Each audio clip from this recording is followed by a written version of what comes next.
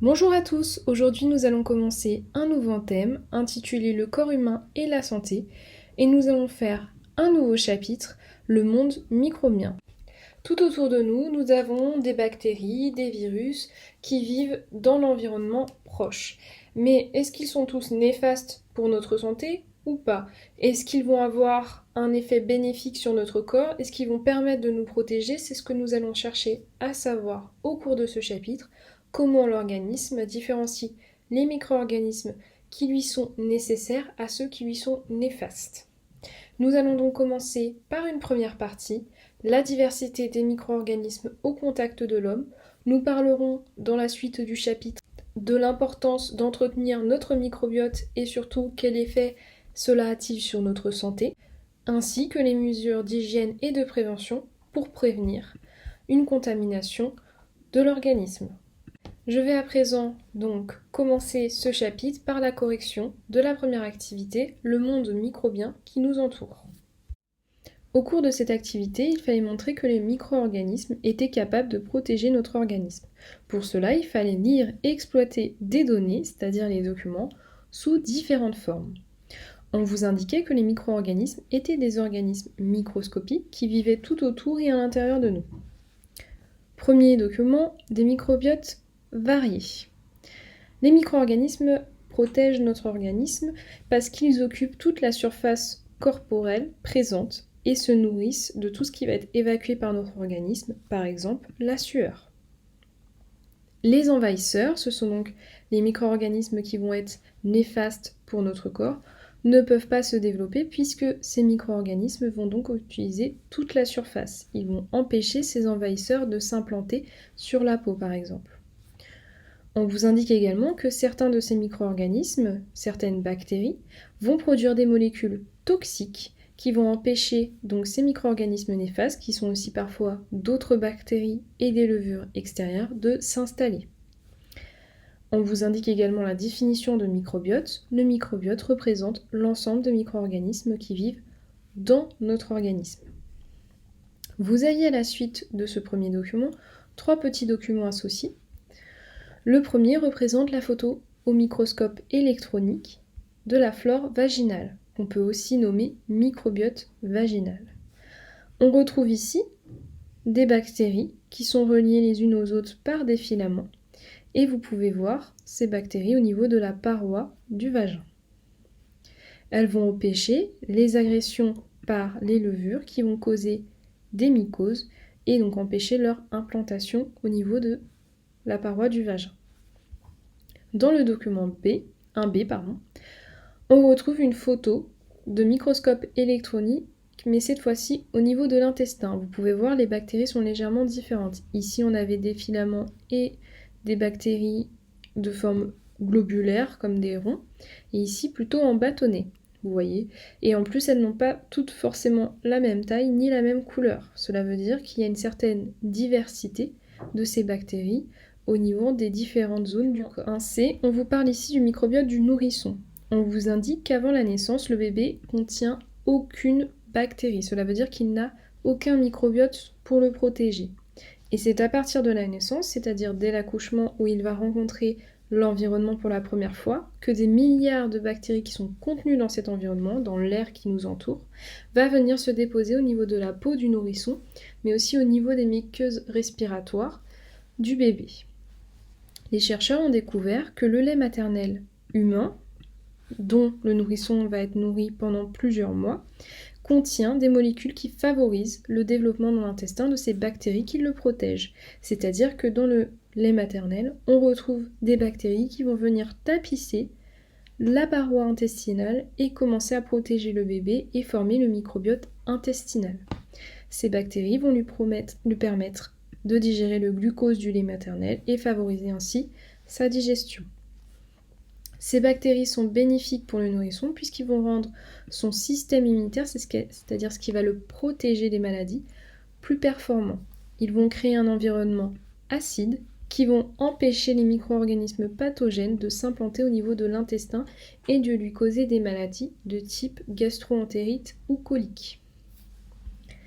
Le deuxième document présente une expérience où on vous indique quelle est l'importance ou non des micro-organismes.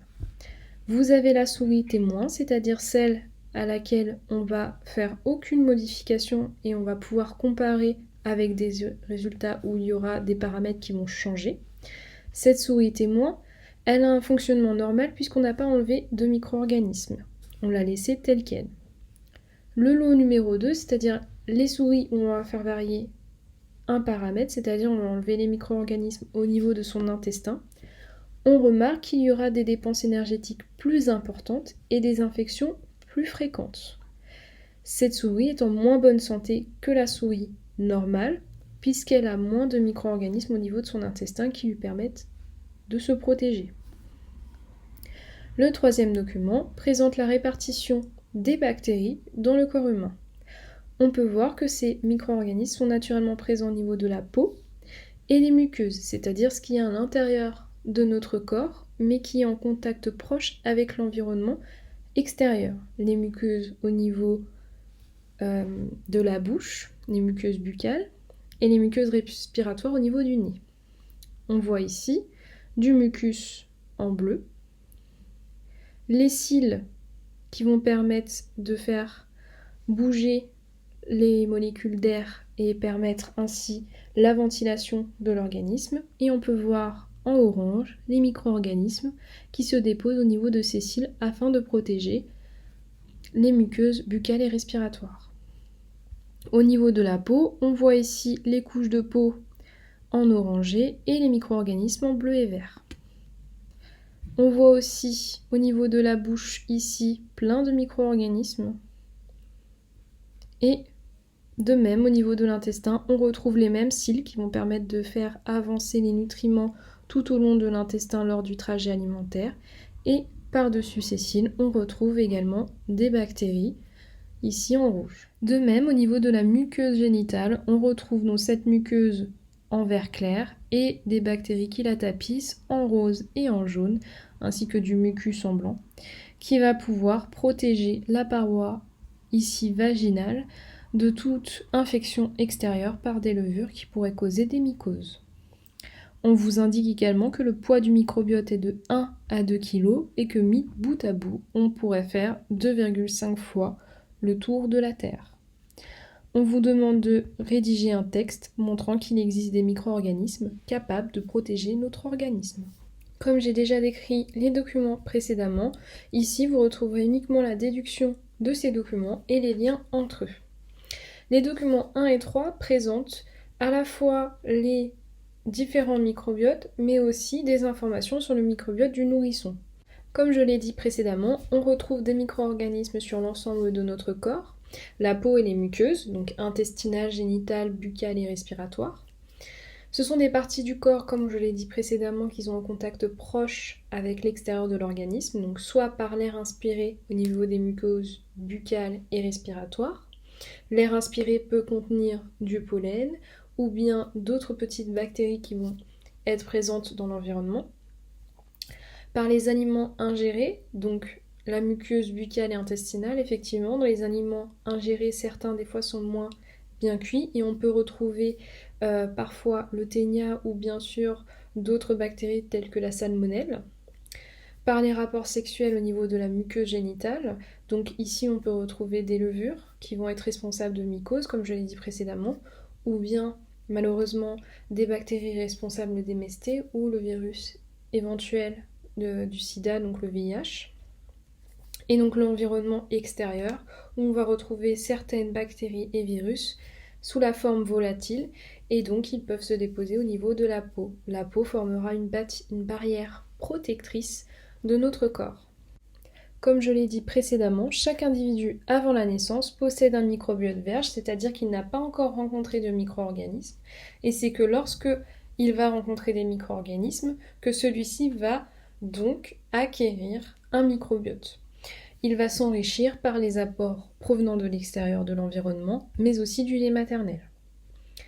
Le document 2 présenté une expérience avec les souris et on pouvait en déduire que les micro-organismes permettaient d'éviter les infections, protégeant ainsi le microbiote intestinal et donc l'organisme, ce qui garantit une économie d'énergie pour le corps puisqu'il n'a pas à lutter contre différentes infections. À défaut d'être utilisée pour les infections, cette énergie sera utilisée pour le bon fonctionnement du corps. En conclusion, les micro-organismes permettent de protéger le corps en établissant une barrière protectrice autour de l'organisme dans les zones en contact direct avec l'extérieur, la peau, mais aussi ceux qui ont un contact proche avec l'extérieur, le vagin, l'intestin, mais aussi les muqueuses buccales et respiratoires. Cette barrière va permettre de lutter contre les organismes provoquant des maladies et réduisant ainsi les infections possibles de notre organisme. Cette activité a permis de comprendre ce qu'était un microbiote et comment celui-ci se mettait en place. Il se met en place tout au long de la vie d'un individu, de sa naissance jusqu'à sa mort. Il va évoluer au fur et à mesure de l'environnement qu'il va rencontrer. Le microbiote érige une barrière protectrice autour de notre organisme par la peau, mais aussi à l'intérieur de notre organisme en protégeant nos organes par les muqueuses qui sont tapissées d'un microbiote spécifique à chaque muqueuse. La barrière érigée par le microbiote est donc impénétrable et empêche certaines bactéries néfastes à notre organisme de s'y implanter. Je passe maintenant au bilan que vous retrouverez sous forme écrite sur Lino. Les micro-organismes sont donc présents tout autour de nous, mais aussi sur notre corps et à l'intérieur de notre corps, au niveau des muqueuses. Ils vont donc protéger notre corps en formant une barrière protectrice et assurer ainsi le bon fonctionnement de l'organisme. Ils vont empêcher les micro-organismes qui sont néfastes à notre corps de s'installer et de proliférer au niveau de la peau ou des muqueuses. Ces micro-organismes forment donc le microbiote et celui-ci n'est pas dangereux pour la santé. Au contraire, il va former cette barrière naturelle qui va empêcher une contamination extérieure. Le microbiote n'est pas acquis, au contraire, il va évoluer tout au long de la vie de l'individu et va se former dès sa naissance. Je vous envoie dès à présent la prochaine activité qui sera à faire pour le vendredi 22 mai par mail et je vous dis au revoir et à bientôt.